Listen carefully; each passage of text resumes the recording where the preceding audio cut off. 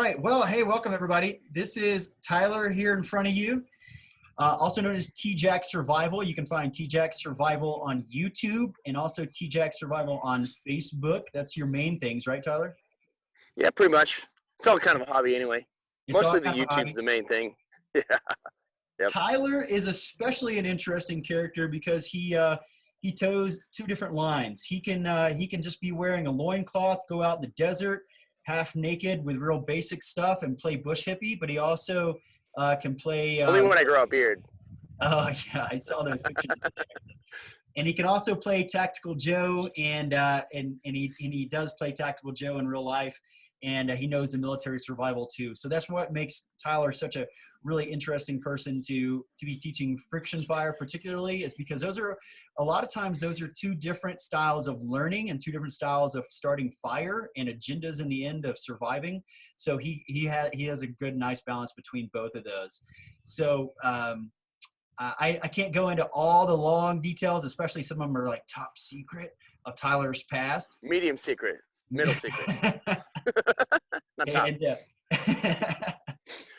and so he just suffice it to say he's done a lot of military, and he's done a lot of primitive skills learning too. He's gone all the way up to Canada to learn with the Karamat Ways guys. He's gone to Utah on many occasions to learn from some names you'll definitely know in the like the Matt Grahams, like the Boss, the Boulder Outdoor Survival School. Tyler's taught a lot himself. He's gone down to Colombia and learned survival skills, and I'm sure there's a lot more too. And you're welcome, Tyler, to also tell a little bit more about your background. But I just wanted to kind of let people know where some of the stuff that I know about you. And I'll roll it over to you. Internet stalking me. Yeah, well, I know a little bit about what you've been doing. And then lastly, before I turn it over to you, Tyler, I just want to let everybody know there's two different places that this is live right now, on both Zoom and on Facebook Live. And so, and you could maybe get on and talk to Tyler directly, but we ask that you just mute yourself if you're on Zoom. And if you got any questions, there's a chat function in Zoom that you can just ask your questions. We'll be monitoring that and pushing those over to Tyler when the time arises. Same thing with Facebook. While he's live doing something, if you have a question about something in particular, chunk it on Facebook as a comment. Nick will see that, and we'll interrupt Tyler at the most awkward time possible to be able to ask those questions. Sweet. All right, and with further ado, T-Jack Tyler White. I always like to joke. I like to be like, you know me, I'm kind of a big deal. I have a YouTube channel. They don't just give those to anyone. So, yeah, that was a lot of information. Touching on it really quick, I guess I always like to look at the difference between military and bush hippies. That's a good word for it, I guess. Soldiers know fieldcraft. Fieldcraft means noise and light discipline. It means how to pack a rucksack, what to carry, what not to carry, how to deal with socks and take care of your feet, how to do communications and medical. They're really good at a lot of that stuff. But there's rarely a time, with the exception of a POW situation, where a soldier needs to know friction fire. If you're out there making friction fire, like, everything else has failed. So soldiers really honestly know a different kind of survival than the survival that people would define on a civilian side. And if we look at soldiers, I like to call fieldcraft. Bush hippies, I like to call primitive living. Somewhere in the middle of that is actual survival, because primitive living forcefully gets rid of all modern equipment, knives and that type of stuff, so that they can use flint knapping, they can use wild edibles, they can trap rabbits and that kind of stuff. Soldiers forcefully uses all the gear because it's effective, and that's one less thing they've got to worry about feeding themselves or dealing with that kind of thing, because they've got a mission to accomplish. But somewhere in the middle is survival, and survival, I think, is best defined as if you have equipment, use it. And if you have primitive skills, use it. And I think the best training for survival is always going to be a mixture of as many primitive skills as possible, because that's your fallback when you don't have gear. And I always hear people talking about a Bic or a ferro rod or whatever, but I've been in many situations where I didn't have it because I couldn't, not because I didn't want to. Flying, I was a contractor in the Middle East for a while. There's a bunch of places where I couldn't bring a Bic lighter, I couldn't bring a knife, I couldn't bring a lot of things, but I always had the primitive skills. Not that I wouldn't have brought it had I want to. Anyway, so I don't know. I guess that's how I kind of look at a lot of that stuff. Now, friction fire, one of the most important things when it comes to survival is going to be shelter, followed by water and food. Not always in that same order, but usually. So when you look at what is fire, the answer is shelter. It's boiling of water, it's cooking of food, it's heat, it's signal, it's so many different things that it's like a multifunctional tool. So if you really, really want to get into something in the beginning, you're a new person and you want to get good at something, I really think it should be safety and like knife safety and then friction fire. So once you're good at friction fire, then you can keep warm, you can cook your rabbits, you can boil water, you can signal people. I mean, you can legitimately sit in northern Canada mid-February by a giant bonfire all night and be just fine. There are shelters up there that no matter how big that shelter is, without the fire, you're going to freeze to death. So fire is important. All right, having said that, what is fire? Most of the time, it's a chemical reaction, okay? It is the gasification of some material like wood, which we will call fuel, that mixes with oxygen, which is in the air, and that reaction happens because of heat. So your input into this fire triangle is heat when you're creating friction fire. Then you want to get something flammable without water to create enough heat to combust and mix with oxygen. So knowing those basic scientific elements, we can take them and apply them on why our fire doesn't work. Because I always see people that are like, well, why did my fire go out? Well, it was too wet. And the water that's in your material inhibited the heat production. And that's why you see all that smoke. Whenever you're doing a friction fire, and I'll do one here in a minute, when you create a tinder bundle, you see this big plume of really thick smoke beforehand. The majority of that is water vapor. Because even the driest of material, this big log right here is in very, very dry. I can feel a warm spot here and a cold spot over here. That tells me where the water is at in the material. But if I were to heat it up, there's going to be a big plume of smoke that comes up first, which is primarily steam mixed with particulates that are burning off. Once that process is done, then we get that clean, pure, burning, smokeless fire.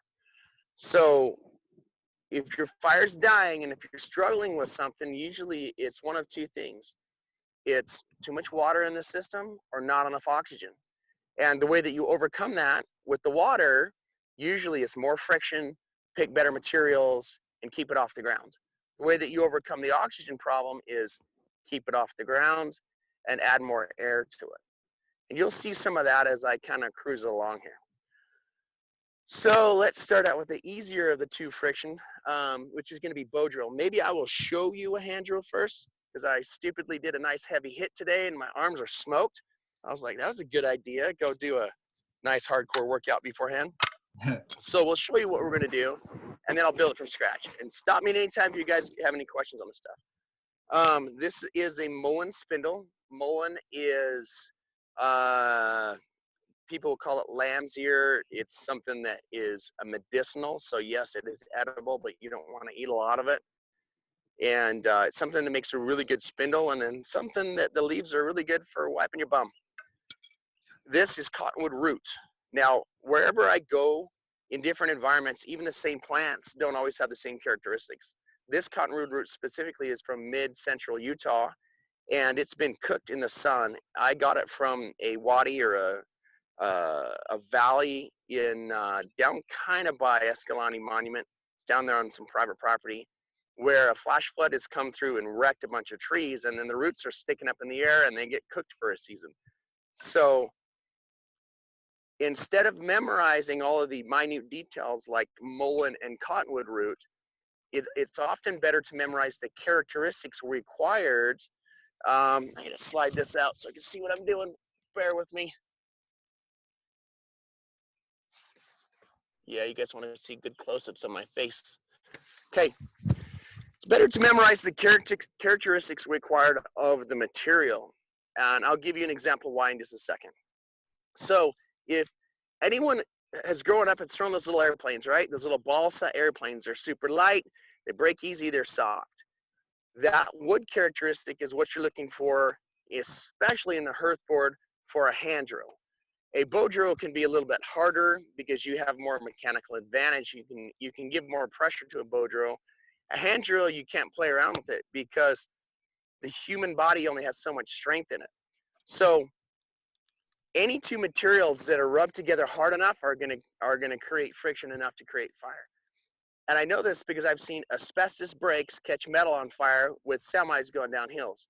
The problem is I don't have the physical ability to rub together that much to create molten lava. If I did, then we could start fires with everything. So once you understand that anything can have a fire started with enough muscle, then you say, okay, well, what things can start a fire with the least amount of effort? And in my area, that is first cottonwood root that's in the desert, and second sagebrush. In my opinion, I know someone's gonna gonna be like, "Oh no, I use this thing," but whatever. No one cares. So cottonwood root and then sagebrush. You can also use any poplars, quake and aspen. The problem with quake and aspen is it'll start making really large flakes and it will smoke a lot, and it will just never bust that coal. So it's like a false fire. You think you've got a fire, but you don't. Okay, so having said that, let's bust a coal real quick. Find some of my knives here. The way that we're gonna run around this, and normally I kneel down, so I'm gonna like struggle a little bit doing this vertically. Can you guys see this very well with this one over here? It's not bad. It's a little bit of an awkward angle. There, that's good. Okay, so I'll do this just a second. We're gonna create a hole that's just, let me get vertical, that better. Just a little more than spindle width away from the edge, because we don't want this edge to break out, okay? And we're gonna create a hole. Now with the bow drill, I can just make a little divot and the bow drill will burn its own shape. With a hand drill, this is a pithy material, so it's soft on the inside, and I have to make the diameter of the stick, or it's gonna pop out. And if I don't go at least a spindle width into this thing, I get blowouts where the line of the material right here will break and pop out. Okay, let's go back to the other camera. Okay, switching. I need 3 arms. Okay, so just to do a quick little hand drill, I'm gonna measure my distance in. Now you can notice I'm choking up tight on this knife. Remember I said safety earlier, because you rip your hand open and you get blood all over the place. You're not gonna do a friction fire very well. So I will poke it like this and then rotate it. This gets 1/2 of the stick. Now I don't turn the knife, I turn the stick. That way I'm not cutting towards one of my arms or body parts. And then I just continue to rotate this until I have enough of a divot that it's gonna stick. Now, you really want to cheat, use some pine pitch, okay? And I might grab a big rock so that I can do this the wrong way. You guys can all see it. And to be clear, when you say use some pine pitch, you're talking on your hands, correct? Talking on my hands, yep. Or spit kind of works. Can you guys see the Hearth board, or I need to make that a little lower? It looks pretty good. It's looking good. There's my head again. That's good, Tyler. Okay. All right. So when you're starting out with this thing, I want you to make your hands rigid. You're only going to use these 2 fingers and this base palm of your hand. You're not really using these floaty fingers, okay? And you're going to go from these 2 fingers to the bottom of your hand, and you're just going to go the full length, and you're just going to continue. I really need a rock to hold this down. You're just going to continue all the way down, okay? Once you get used to that, you're going to continue to have pressure and walk your way back up. Okay, so you go all the way down, and then you walk your way back up. Now, I'm going to grab some rocks, because these are not going to stay unless I put them on the ground, and then you guys can't see it. Where'd he go? While Tyler's grabbing that stuff, just want to remind you guys that we have the comment section on Zoom and on Facebook. So if you have any questions while we're doing this, just you plug them in there, and we will pop on and ask Tyler. Do us a favor if you're here watching from on Mike. Zoom and try and keep yourself on mute. Yeah. And I already got a question here, Tyler, from Go for it. Mike. He says, what would be a good wood for spindle and board in East Tennessee?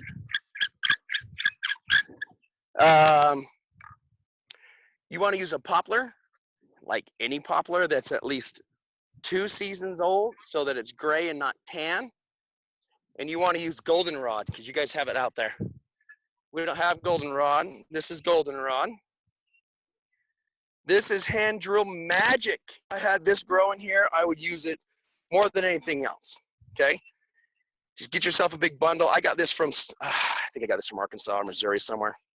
But if you got goldenrod, cut it while it's green, let it dry, skin the skin off the outside of it, at least for a few inches, and then shave all these little sharp knobbies off because it'll tear your hands up, and you'll make a spindle that'll last you 3-4 years. That answer the question? Yeah, and I think the follow-up, you're kind of answering this, but Daniel's asking also, is the spindle a harder wood than the hearth board? Not always, but with the hand drill usually. And what I mean by not always is if you're using yucca, you can go yucca on yucca, like the Arizona yucca that's really ginormously tall. You can actually cut it down low, split it in half, and that'll be your hearth board. And then cut it on top and make these big, giant, long spindles, because if you've got a really long spindle, you can go from the top nice and smooth all the way to the bottom. In about 3 strokes, you can bust a coal because you've got so much leverage and pressure. This is shorter than you should be using, especially if you're new. But where I'm at, the mullein doesn't, it gets really fat and then it tapers off, and then it's got this perfect straight part and this crunchy part that breaks off. So there's only really a good usable piece of it. And I can go south 3 hours and run into mullein that's the same species, but it has a substantially different characteristic. Where I got this hearthboard material, I have these dense, hard, think pencil, okay? You want to use a pencil, as hard as a pencil, as skinny as a pencil. South of here, I got much better mullein sticks, but this is one that grew, it's on the other side of the train track from my house, so it's what I'm using. Now I've kind of got a little bit of burn in. I've been talking a little bit. You want to remove, you want to do the other camera? Yeah, let me switch. Switched. Enough to work. Okay, you want to remove this center out. Always, even on hardwoods. For one reason that I don't fully understand scientifically, it creates more friction. With this material specifically, that's pith. Pith is soft. It's pith. That's the part of the plant that the plant transports water up the center, so it's worthless. And what will happen is you get this layering, like layers of graphite, and then it just builds up and it spins on that and it never creates friction. If it's not cutting your hearth board, you're not doing it right. Okay, go back to the other camera. Okay, and then so, all right, so I'm gonna first doing a burn in. Have you burned in yet? I'm doing it right now. Okay, but you'll remove that stuff before you even burn in. Yeah, just like that's one of the first things I do is chop it. Now Okay. that was burnt in on one stroke, and you can see the burns on the outside, not in the center. And even now, I'll remove it. It'll build up for every coal, and then I'll just remove it again. And you'll even get a little ring in the middle, but we'll chop all that out. That's you're removing the center again, right? The pith? Yes, hand drills, cut the center out. Even if you're using goldenrod, which doesn't really have that pithy type of, it's more of a bush and less of a pith. Even if you're using that, you're gonna not want to take it out. Okay. This guy right here, a measurement device that I will use is I will put my thumbnail on it and I'll put the blade next to the thumbnail. You're gonna go 1/8 of a pie, just short of the center. And I'm just gonna make some notches. Can you guys see those? Not quite. Is that better? Yeah, there we go. Perfect. Okay. So all that is a guideline. Now I'm not going to make vertical notches on the bottom. I'm going to make slightly angled notches. And then a lot of people, like if you got a saw, use a saw right here. It's way easier. But I want to show you the technique with the knife. you're going to cut the wood at a 45-degree angle to the grain. So in the same manner that you would do if you were chopping a tree, you have these little chunks that pop out. See how that popped out? It's way faster than trying to grind your way across grain. I noticed So cut today, them at 40. we were working on them today too, Tyler. And one thing that I was suggesting the same thing of doing cuts and then letting them pop out. And I noticed one thing that Noelle did is she did one side but not the other so much. So what happens? She had it not another stop cut on the other side. It split down all the way. So it split. Yeah, it'll like, depending on how soft it is, it'll even fold over. This is really soft material. The problem too is if you get it too soft, you don't cut with your spindle, you compress. And once you're compressing, you're no longer cutting. If you're no longer cutting, you're not creating, you got heat, but you're not creating powder, and it's like you got to reset. So once your material is so soft that it becomes punk wood, it's no longer valuable to you. And you'll find that half of a stick will do that and the other half won't, because half of the stick will be heartwood, and the other half of the stick will be growth wood. And that heartwood's going to be substantially harder than the growth wood. But it depends on the diameter of the stick. So like if you've got a really big, thick chunk of wood, you might have the center of your stick be growth wood or heartwood, and then the outside be soft. But if you've got a really small thing, then you might just have this strip of hardwood in the dead center, and you'll be drilling, and then see as you're drilling, your spindle will start sliding sideways. And that's because as you were drilling, you hit that heartwood and it started sliding sideways. And so that's important. In your example of the poplar, Uh-huh. if you had a chunk of poplar, for I guess sake of discussion, that's going to have both the growth I wood want something wood at least this big. Yeah. I'm going to chop it in half, and then I'm going to cut the angles in the bottom one off until I turn it to square. And you're going to want to use the edge of that, right? You said the unless it's really punky, then you want to use the heartwood. Gotcha. Okay. You want to use whatever material. I got ahead of myself. When you're picking your material and you run your thumbnail through it and it leaves a mark like that, then it's soft enough. If your thumbnail is not leaving a mark, you're going to struggle with the hand drill. Is it impossible? No, but it's way easier to just go pick a different piece of wood. So the same thing, applying that to the spindle itself.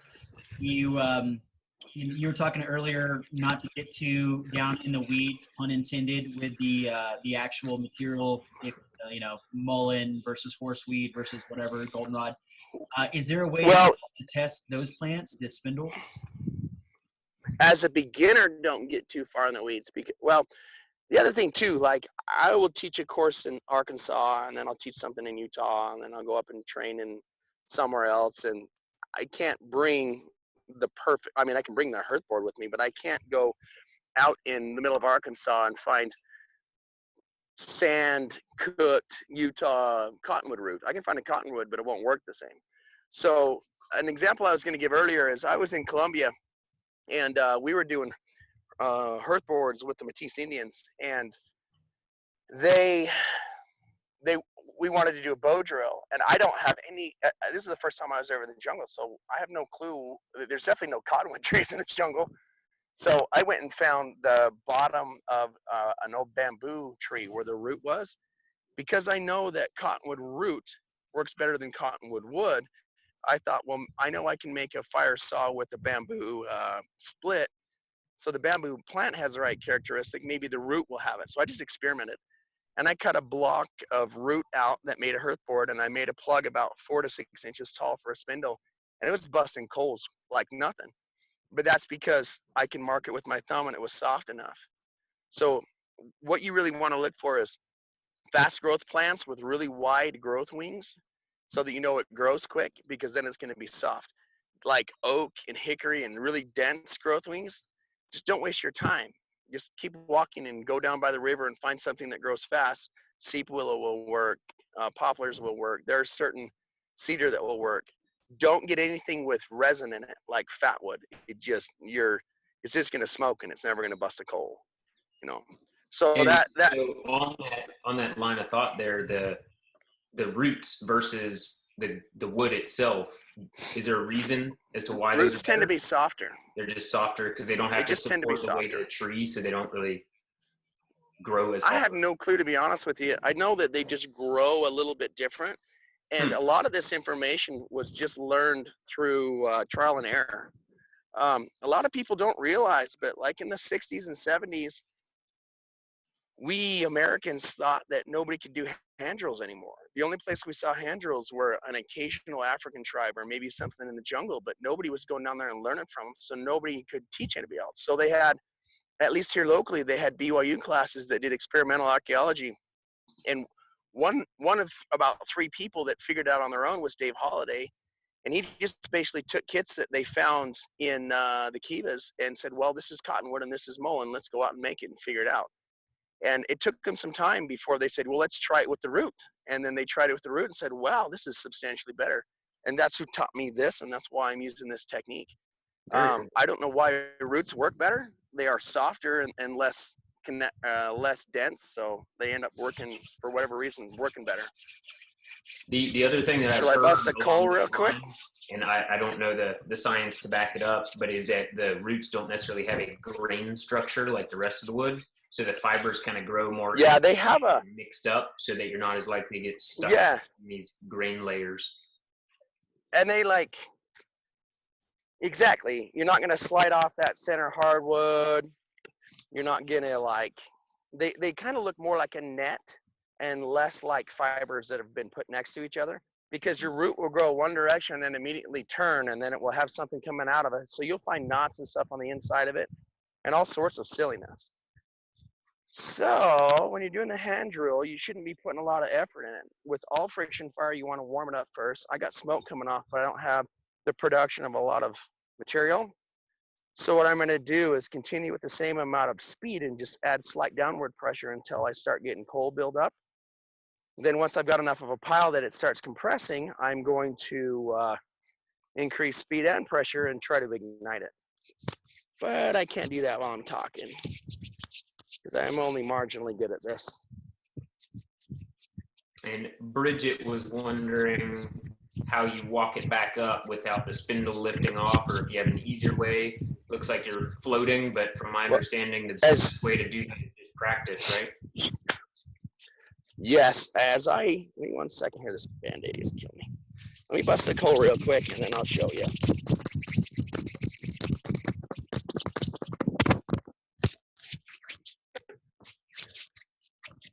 If I stop, I'm gonna have to start over and then look like, a putt.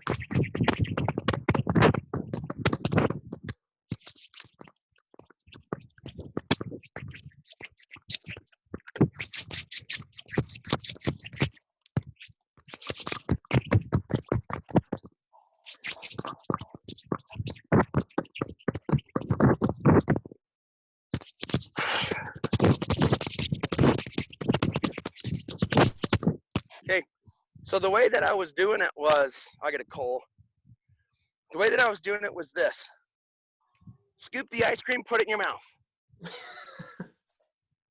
Right? Scoop the ice cream, put it in your mouth. Scoop the ice cream, put it in your mouth. Nom, nom, nom, nom. All right. Everybody catch that? You're never going to forget that. Tyler, where did that come from? Is that a Tyler? I made it up. Okay. I was teaching some students, and I was joking because I have punny dad jokes. Yes, that had a P on it, punny dad jokes. So what's brown and sticky? Stick. Hey, he's heard my punny dad jokes. I got some of my own. Nick's a dad now. He's got them all. So when you do this, everyone wants to know when you stop. I jokingly say, well, you stop when you have a fire. But the answer is you stop when the bottom of the coal pile's smoking. Make sense? Well, and so can I comment on your technique there? Yeah. My struggle? I've not seen it done that way. And usually, I guess, the method that I've seen. Well, normally I sit down and do it on the ground. I just No. Sorry. So you guys just can see the rhythm to it. So a lot of people will kind of warm it up initially real slow, and then they go all at once, and they reset to the top and they go, and they reset to the top and they go. It looked like you were taking some kind of rest pauses there at the top again before giving it another drive. Yeah, because if you just like pound it the whole time, you get exhausted. Okay. Hopefully I didn't talk so much my coal's dead. 1 second here. See if we can bust a coal. You saw it smoking. It happened. Okay, hold this like a baby squirrel. My cow Mercury, if I stole this from him. Tight enough that it won't get away, loose enough that you don't kill it. And a lot of people will start freaking out and struggling with this thing, but chill out for a minute. All this smoke coming out of it is water vapor. There's only about 10% of water vapor in this material because it's dry for the most part, but there's still water vapor. If there wasn't any water vapor in it and it was exposed to oxygen, it had a little bit of heat, it would just bust into flames, which is why forest fires move so fast. But just chill, let it warm up a little bit, don't let it die, and then just start flying it around. And the more smoke, the more oxygen. See how the smoke is increasing? So I just speed it up. This is like so much more relaxed than like woohoo blowing on it. If you want to blow on it,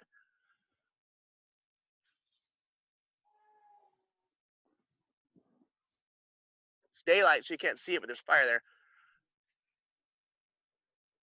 You hear it. And this shouldn't be like super stressful. It should be relaxed and effortless if you use technique. Very nice. All right, now what do I do with this thing? All right. So that's a quick demonstration on the hand drill. Let's talk about technique. She asked about the technique. You should do this like a bow drill. If you're a new person, you should kneel down like Captain Morgan, put your foot on it and get your body over the top of this. And then you should tilt your knee out and do this type of thing. I have found, for me, pressure is the hardest thing to apply. And the softer the material, the more speed helps. So hard materials need more pressure, soft materials need more speed. Okay, listen to this noise. Can you hear that? Let me get my speaker down there. Can you hear this part? Yes. What does it sound like? Grinding or grit? Like cutting, right? So if you're hearing some slick noise, if you're hearing wait, something's wrong. Just stop and reset your kit. But when you hear this noise, it sounds like cutting, you're going to be substantially more effective because you need to cut through this stuff while warming it up. If you're not cutting it while you're warming it up, like that's a major issue. I got feedback from somebody. If you're doing the squeaking, reset your kit, you're talking recut the end of your spindle or start with a new kit altogether? If it's a hand drill, remove the carbon buildup in the bottom and take the center of this out. Okay. If you have glazing, glass-looking black on the outside of it, what you're going to do is cut it like a stop sign.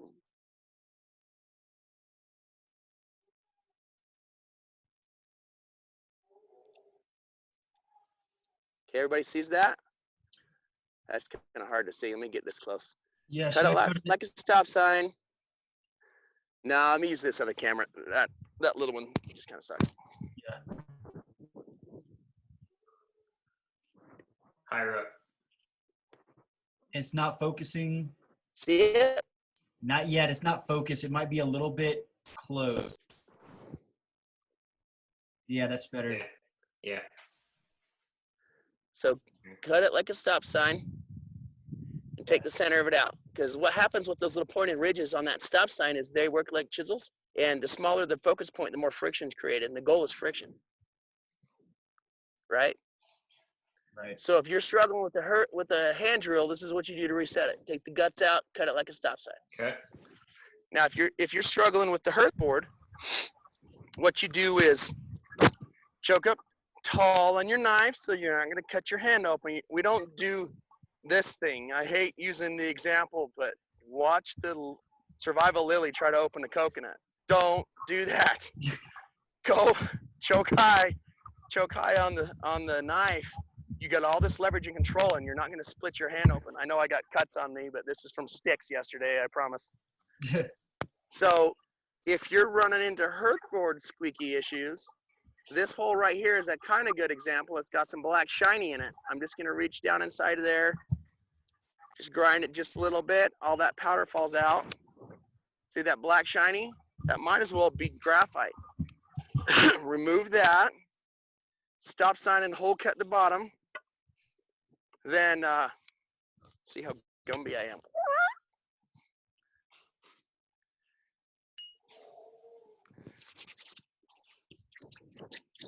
And then the key with floating is I'm constantly putting downward pressure on it, which only works if I have grip, and I only have grip with the little bit of spit or some pine pitch. Now, if it's slick, you can hear the sound is a little bit different, right? I just push once or twice, and then I get a little bit of smoke. Now I know it's cutting, and I can start floating again. And I just float nice and chill until the powder builds up. And once the powder is built up, you're going to see the powder shrink and compress and shrink and compress. That's when it's time to bust a coal. Speed it up. The problem is when I say speed it up, people are like, whoa! And by speed it up, I mean go from 50 miles an hour to 52 miles an hour. I don't mean go to 70. Makes sense? Yeah. Because the people that go to 70, they blow it out, they pop it out, and immediately it goes from like 120 degrees to 80. We got So a question then you got to from warm it back Daniel. up. He'd like to know how long you have to reposition your hands before you start losing ground. What do you mean? So as you're pumping down, you drive down. How long do you have to get your hands back up to the top of the spindle before you? I can bust a coal from right here the whole time. That don't matter. Well, but if you're a new But person, I have it has to reset. more without leverage on floating. top. So if you're really brand new and you're still working on hand drill, don't float. Just go all the way to the back. Keep that sucker in the slot. Hold on to it. Put your thumb on reset all the way to the bottom. This is the primitive way to do it. As far as we know from any archaeological research we can find, white man's who come up with floating. So you can bust a coal like this. You just have to be really patient. And you go all the way to the bottom, reset. I watched the Matisse do it. Took him like 30 minutes. But you just keep going all the way down. The consistent reset, making sure the spindle stays in the hole, is more important than the speed of resetting your hands. Yes, do not pop that out. You basically restart from 90%. Like if you can be at like 75, 80%, you can be at like 10% done before being done, right? 10% left to be done. You can pop that out, and now you're 90% left to be done. You got to start over. You got to re-warm it up. Okay? Do we have any more hand drill questions before I bow drill? I don't know what my time frame looks like. Right now it's about 12:39. It's 39 minutes after. Okay, so I'm cruising through. All right, let's talk about bow drills. I'm going to talk about making them. They all have different parts. There's 1,000 different ways to do it. All of those ways work. I'm not going to say my way is the only way to work, but I will say it always works every place I've used it. Okay, so don't go like, oh, it has to be this way. No, it doesn't. If you bust a coal, then it works. Like, who cares how you did it? What I like to do for beginners is I go armpit to finger, and there's this is a piece of seep willow, and that's what we're going to make our bow out of. Oh, there goes camera number 2. Okay. Chop. Chunk. So, camera number 2 is back. And I can go past 1 if you guys can, but if not, we'll keep cruising. So now, what I'm going to do is I'm going to skin the seep willow. I love putting it on my chin and looking down it, okay? Because I can see the curves here, there are rocks here, there's a knob here, and it's super easy for me to deal with it. And I will just skin that whole thing while I'm on the top. And the reason why I'm taking the bark off is because it's slick and it runs into things and it creates issues, okay? Now, once I have completely shaved the bark off all of this, I might keep it because it's seep willow, boil it with some ash and water and make string out of it, or whatever I'm going to do. So that's how I start to make the bow.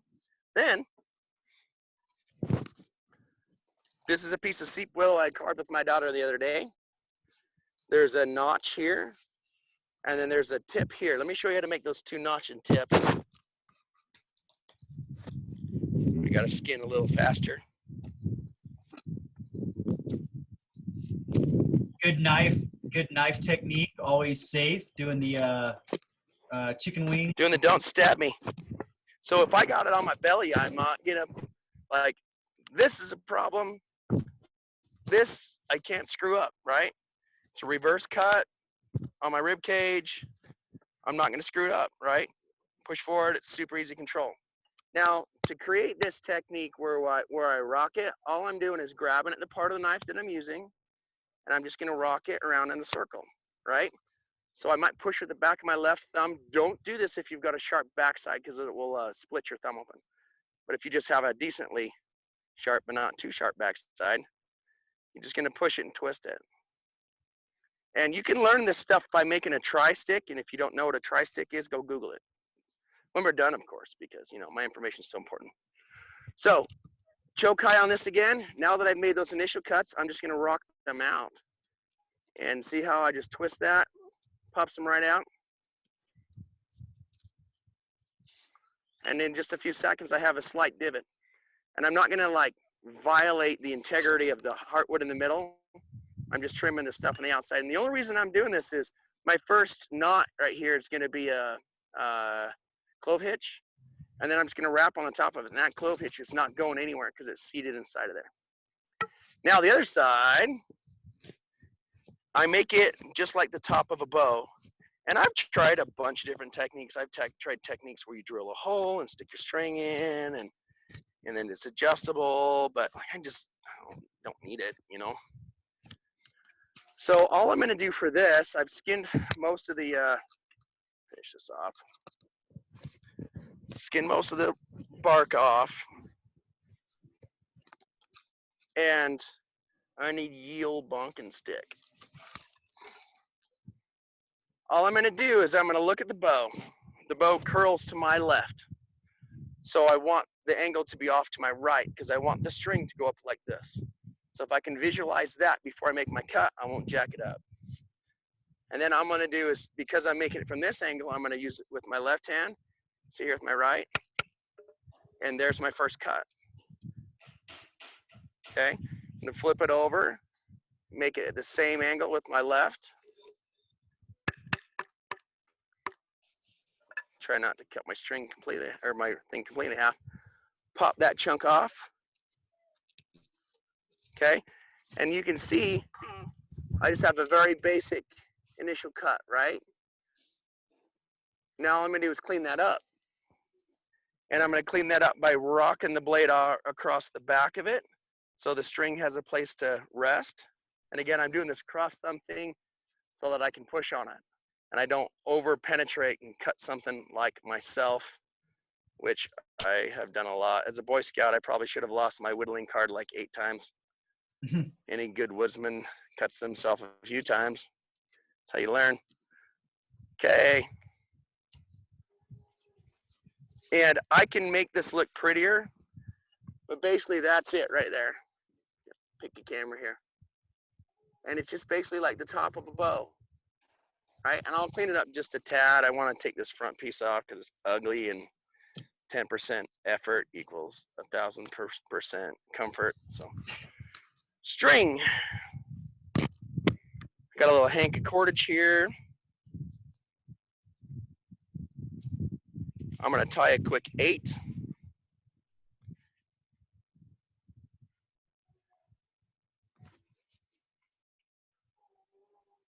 Figure 8. Drop that over the top.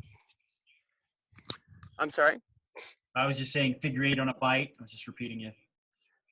No, it's literally just a figure 8. I guess I could bite it. I'm teasing you. This string right here, get rid of it. Either chop it or back thread it. Because what'll happen is it'll wrap around your spindle. So, but all I did is a figure 8. Now, what you're gonna do, and I'm gonna show you how to carve a spindle in a second one, but I've got one that's already carved. This is my right hand, this is my left hand. I know that this is mirror image to you. You're gonna take your left hand and you're gonna stab it inside of the string and then go up the belly so that your wrap is on the outside not the inside of your bow. Okay, and this is an Egyptian bow technique. And you're going to do it 1, 2, 3 times. Now, the technique here, the skill here is knowing how to make it tight enough without making it too tight. Now, I've already made this notch cut on this side, and I've made that cut on that side, and I know that the arc is like this, so that's how it's going to ride. But I have dynamic string, which means it has stretch in it. So I'm going to twist this at a 45-degree angle, and I'm going to take about a thumb length of distance and add it even in addition to that. And that should be my initial set of string length for that size of a spindle.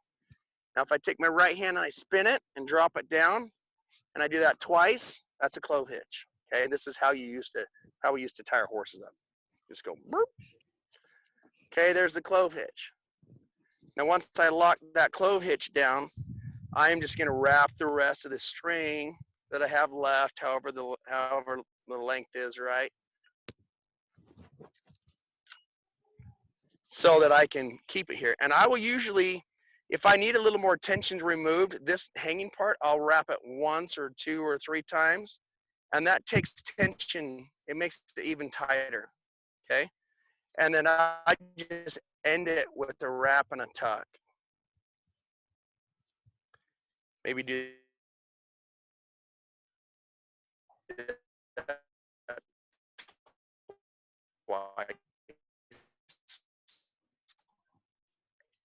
Looks like maybe having some audio problems. which is, again, really feel bow. Can you guys hearing me? You guys can hear me, right? Yeah, I think you're good to go now. It just kind of cut out and lagged there for a second. Nope. Nope. Now we lost you again. Okay, let me unmute and mute maybe on my end. Switch devices, maybe. Well, he has his earpiece in. Mute. Tyler, we still don't have you on audio right now. Hey, I'm moving my camera number.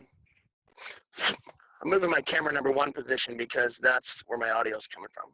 Okay.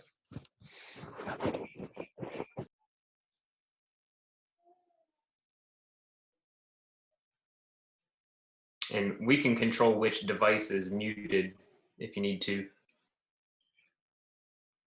We actually can't right now since he's doing it, muting it on his end. He has control. So I'm gonna unmute if I can. Cell phone. Can you hear me now? We're good. Oh yeah. Okay, I left and rejoined the meeting on my phone because my phone is what's driving this shenanigan. Yeah, sounds good. Good to go. Okay. As long as it doesn't overheat, we'll have to switch to the. Got 11 minutes left. Okay. Another. Time constraints. Another reason why I like this is because I can wrap up the. Nope, we lost you. Lost your sound. Lost your sound, Tyler. The string around both my Hearth. Good in there, right? So if I look at this from the top down, I can see these slight angles. My goal is to make it as straight as possible so that it doesn't go flop, flop, flop when it rolls. The way that I will do that to remove material is I will cut up the stick and then shave all those chunks out. Okay? And that made that part flat. I can see there's a piece over here. Cut up that base. Shave those flat. And eventually I'm going to get a straight stick. Once I get a straight stick, then I get it round. And once it's round, I make a fat part on the bottom and a skinny part on the top. Now, most sticks are going to grow that way naturally, so just pick what it's already been given and roll with what's already there. Okay? So eventually it's going to look like this. I'll have a skinny part on the top and a fat part on the bottom. Once that's the case, then I've got my bow, my spindle. Now, to carve a hearth board, You're going to take a piece of wood between this size and this size. You're going to split it down the middle. You're going to cut the two edges off and the bottom off until you have a square chunk of wood. Once you've got that square chunk of wood, you're going to start with your burn-in. And all that you're doing with the burn-in on a bow drill is, because I have that fat pointy bottom like a crayon and this top skinnier part like a pencil, I've got something pointy that I can start with. Choke high on my knife, make a notch, and that's where it's going to burn in. The problem with my current Hearth board is it's almost as skinny as my spindle, so it's not very pretty. But then I'm going to attach my figure 8, which I should have tied up my string, but I didn't. I'm going to wrap it skinny part up, fat part down, stab 1, 2, 3 times. And there's my position that I'll use to start out with. I'm going to use my knife because it's got a socket top. Now, if you don't have a socket top on a knife, all you're going to do is use the other half of your spindle. Just chop off a piece of chunk that's about the size of your hand. It can stay arced on the top and flat on the bottom. And then you're going to put some green leaves or, you know, slime from the side of your nose, a slug, something in the top, because all that matters is the bottom busts a hole before the top does, okay? But it's way easier if you have something like this that you can hold. Now, the technique with the bow is just to be clear with that, Tyler, what you're talking about, you're adding slime in here. 1 second, I've got some noise. Okay, thanks. What you're talking about on there, you're adding leaves or oil or a slug. That's to reduce friction. On the socket on the top. Yeah. And then the bottom, you want as much friction as possible.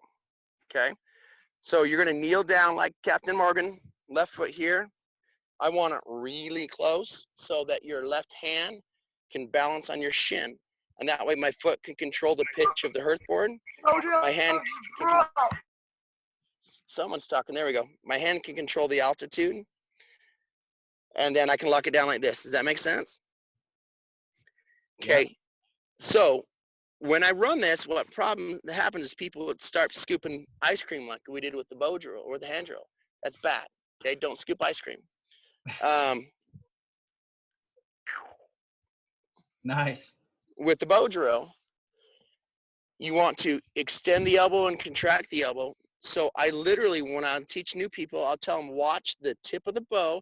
I'll put my hand here and my hand here, and I'll say keep the bow between my hands. And what it does is it makes it go level. See how that's staying all nice and level? Okay. This part stuff, this is where you bind. This is where you walk. We don't want to bind and walk. We want to stay in the lower 2/3. Okay. Also, if I stick my bird finger in here and I lock my finger down, this is going to take up some of the tension because I'm not quite tight enough. Right. Or you can even put a stick in the back of that and tighten it down. Now, while you're here, walk up a little bit, reset where it should be. You just start rolling. When you lock up, you unlock and then change your position and then go, right? So eventually it's going to roll nice and smooth. Now, once you're rolling nice and smooth, then we can start putting pressure on it. You hear the change? And I want to use the full length. I always see people like, doop, doop, doop, doop, doop, doop, doop. You're not going anywhere, man. It's just like using a saw. Long strokes, right? So if we start adding a little pressure, and this still is only a burn-in phase, I'd have to recut it still.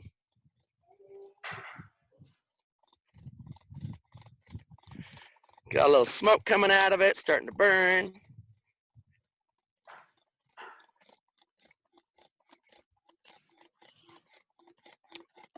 But it's all about the technique of keeping that tip of the bow nice and level, right? And it's super comfortable this way because I can put all my weight over the top,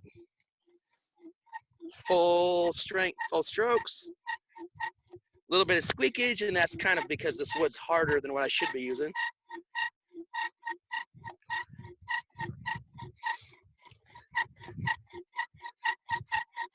Are you adjusting any of the weight that you're putting down with your left hand? Yeah, I'm adding pressure with my left hand.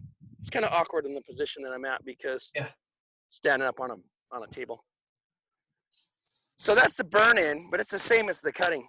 Now, I can do the cut technique that I showed earlier with the pocket knife, but since I've already showed you that, let's just use the saw. So if you've got a saw, this is about the only time I really like a Victorinox saw.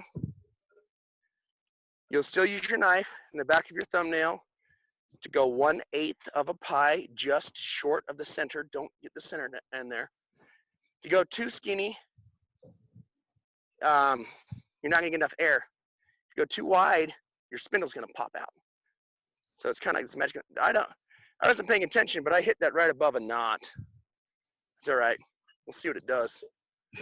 So I'm gonna grab my saw here. Grab my saw here. See how fast that is? That knot is. God puts knots where he doesn't want you to cut. And I say, whatever. I'm gonna cut there anyway. My microphone's hitting the button on my shirt.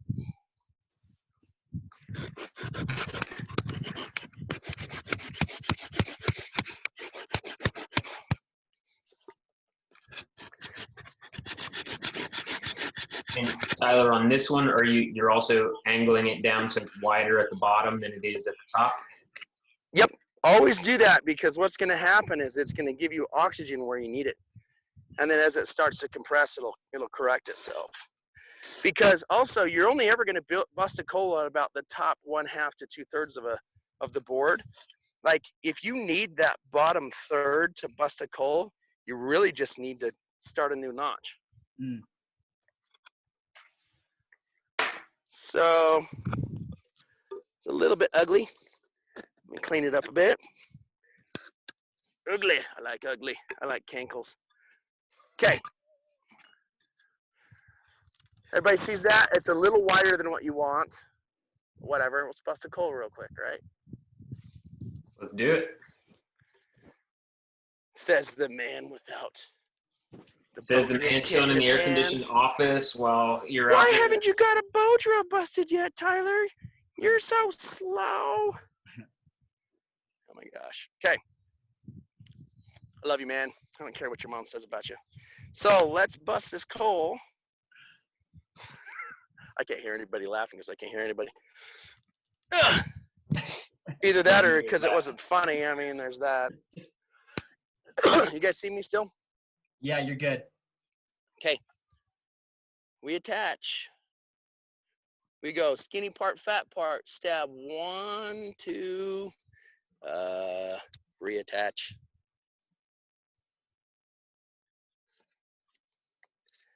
And 3. The string is not quite tight enough, but I'm gonna roll with it and see what happens, which is the wrong answer. You guys like my feet? Nice feet, Tyler. I was not supposed to answer that question. Very white. Okay. I mean, they call me Tyler White because I don't tan very well. So right now I'm warming it up. And then we're going to build up the pile. And then I'm going to count down from about 30. And by then, the bottom of the pile should be on fire. Full length strokes. And are you full pressure now on the top? 2/3.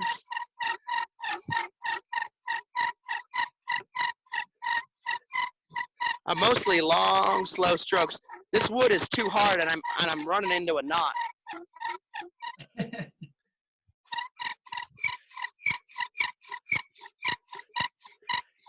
No big deal, just like 50 plus people watching. It's all good.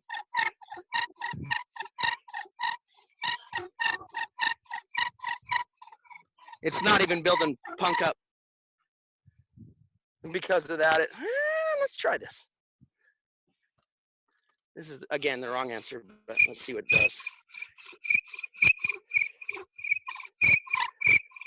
That just means it's going to take a long time. Well, it's on the hour right now, so.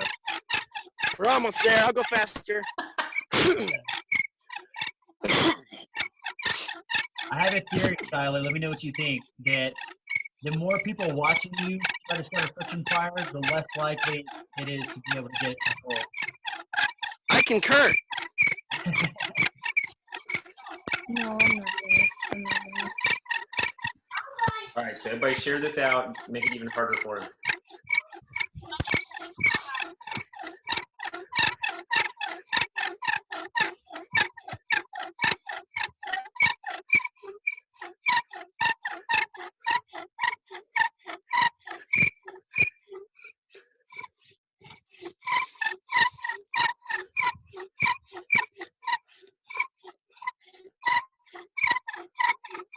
It's just not grinding through my knot.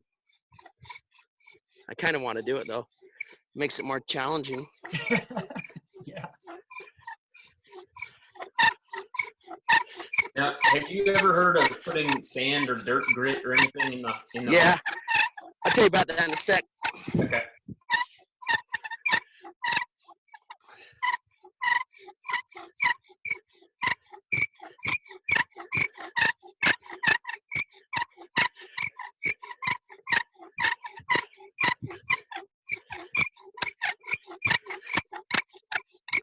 That's a lot of smoke. No fire though. So what happens when you run into a hardwood is you'll burn through that softwood. I cut that knot in half, but what happens right here is a knot, and it's like sliding on the knot. So what I should have done is just move the knot to the left. Move the hole to the left where there's no knot. Because remember I said earlier, if we are rolling it out on something hard, it just shifts. And you can see the shifting right here where you've got that clean spot and there's a black spot here and a shiny spot here. It's because this black spot's carbonizing, this shiny spot is sliding down that knot. So I'm only getting about a third of my friction and cutting and buildup on this left side. But because it quit cutting, it's just glazing, and then I get that shiny stuff.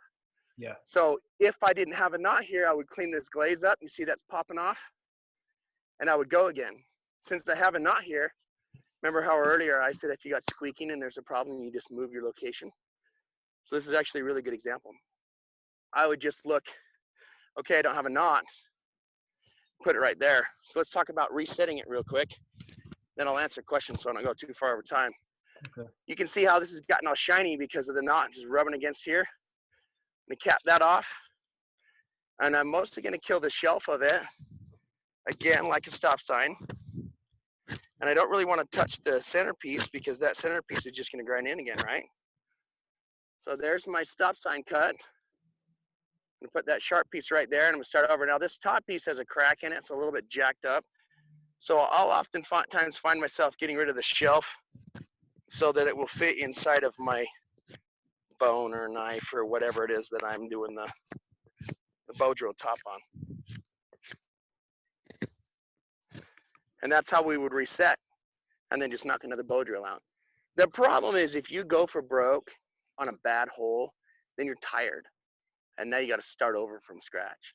So when I said earlier, if you got squeaking, if you've got glazing, if you've got problems, stop and reset. And the things that I didn't reset are the string tension and the location. So if we're out in the wild and we need to do this right, I'm going to loosen this up and I'm going to tighten it up even more. I'm going to get rid of this chunk of string right here, which can wrap around the spindle up top and lock on me. And I'm going to move away from the knot. I'm just going to chill and relax, drink a little water if I've got it, and do it again. That make sense? So with the bow version, it seems like you get more mechanical advantage, so you probably have more choice of materials to use. But there's a lot more variables that go into it between the bow is easier and all the individual components. Well, so if we step outside of the material selection, it's way easier to bust a hole with the bow drill because you have all that mechanical advantage. Now, all of the variables like 1/8 of a pie, just short of a center, stay away from knots, reset if something's going bad. Those are all the same in a hand drill as they are in a bow drill. The thing is, the technique to control it is a little bit different. just so I'm not gonna like lose face. I'm gonna bust a coal really quick with my other kit that is set up properly. No, too late. We got to end the video. No calls. That's fair. I got a Yeah, go for YouTube it, man. channel. Go for it. Put it up there and be like, oh, I did it. I actually busted my whole Black Scout Survival jokingly was teasing me a while ago, and he's like, it's the bow drill channel. I'm like, yeah, I know. I like fire, man. So this is sagebrush on sagebrush. This is still a seep willow bow. The spindle looks significantly smaller on this set. It is, because it's really hard to find big spindles of sagebrush. Big straight sagebrush are hard to find. Gotcha. You gotta like keep hunting for it. So I'm gonna warm this up. Do you guys have questions while I'm knocking this last one out? I don't see any come in yet, but we'll let you know if some come in. And we'll wait till you're really pumping away at it and struggling to breathe, and we'll ask them. And then I'll be like, I'll start cracking your mama jokes. My mama's white, so your mama's so skinny. That's what her jokes are. Okay. Dude, my left shoulder is on fire.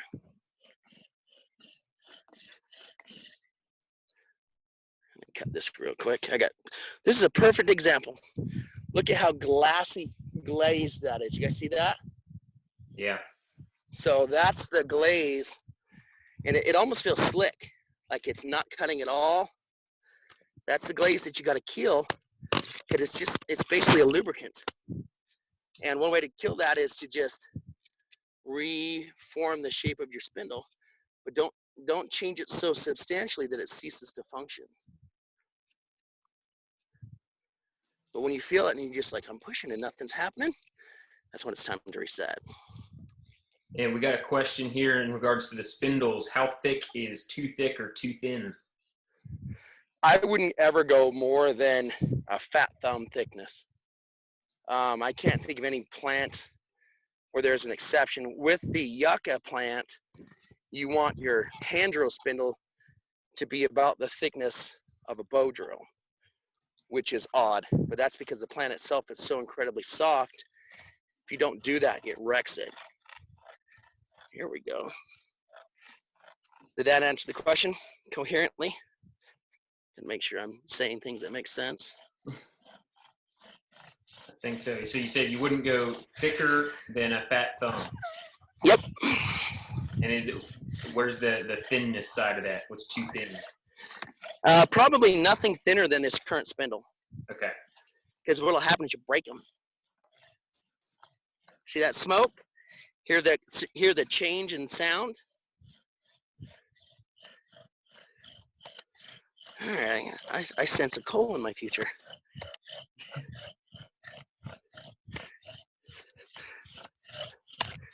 Oh, dude, I just broke my Hearth board in half.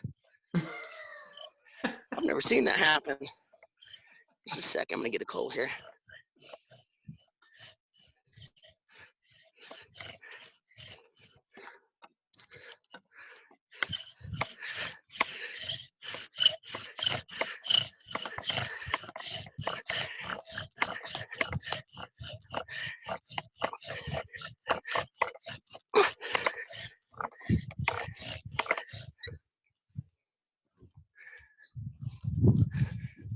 May the force not be with you.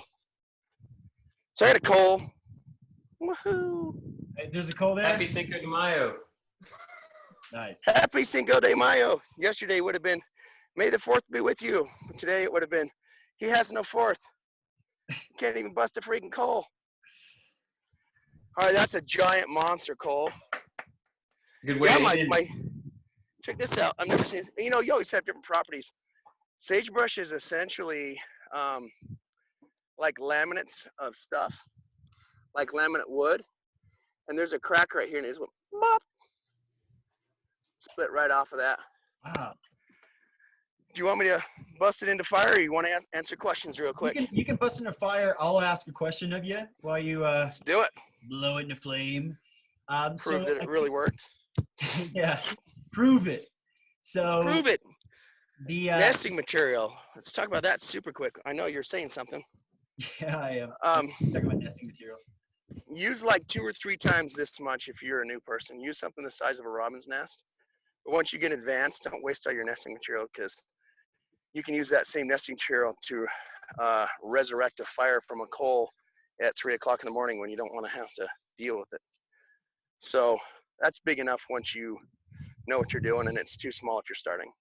Question? Yeah. So, so say someone has never done anything like this before. They saw this video. They now have an interest. They have to have a knife like this. They now have an interest to try and to learn more about friction fire. Where do they go to learn more? Go to my TJAC Survival YouTube page. I have like 5 or 6 different bow drill videos. I have bow drill videos for Ready Man, Prepper Advantage, Lone Survival, Blade HQ. Like, I can't even remember them all. But TJAC Survival, TJACK space survival.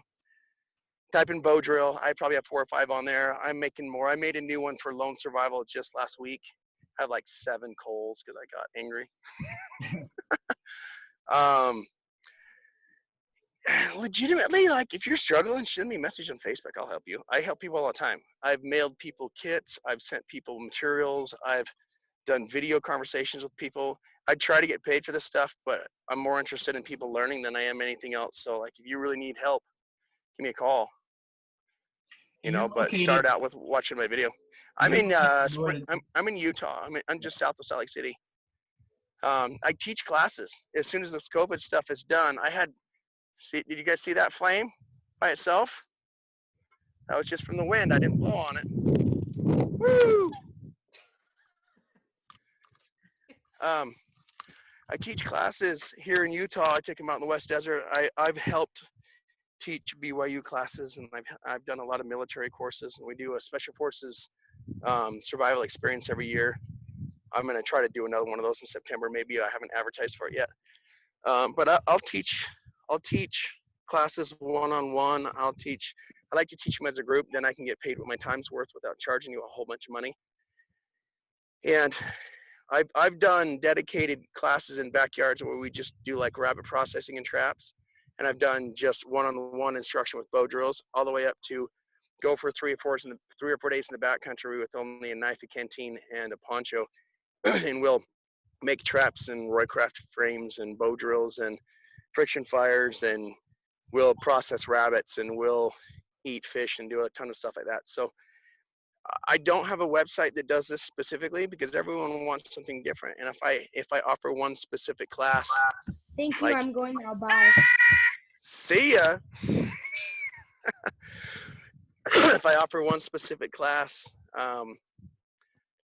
then people aren't getting exactly what they look for, because everyone is on the same path, right? That we all start in a place of looking out into the wilderness and seeing nothing but bushes until we get to a point where we look out in the wilderness and we see shelter and friction fire, wild edibles and spices and mustard.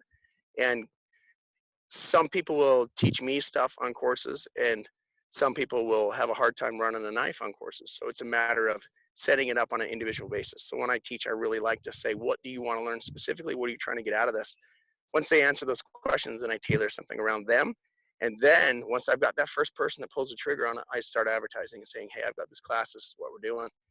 And we'll try to figure it out. But it's always best if you get like 3 to 10 friends that get together and say, we want to go on the desert for 3 days and we want to learn everything.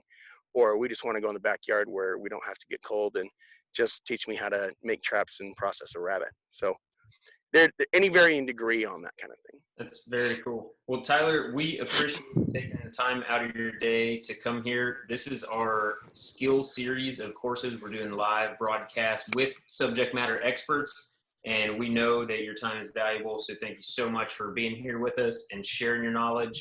And one more time, tell people where they can find you if they want to reach out to you for more information. Oh. He's unmuted or something. Anybody want to do a voiceover? TJAC Survival on YouTube. That's funny. Can you guys hear me now? All right, yeah, you're good now.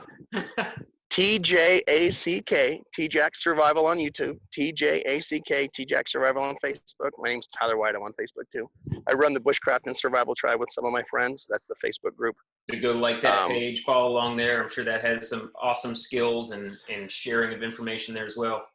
Yeah, I try to pin stuff in there every other day at least that I find interesting that I can get from people. There's about 75,000 people in that group, so Wow. there's a lot of information going through there. I'll sometimes approve 50 to, I'll go away for 3 days and have 400 posts to approve. So it gets a little bit out of hand, but there's always something at the top, be it a video or training or someone that's got something interesting that I try to pin pretty regularly.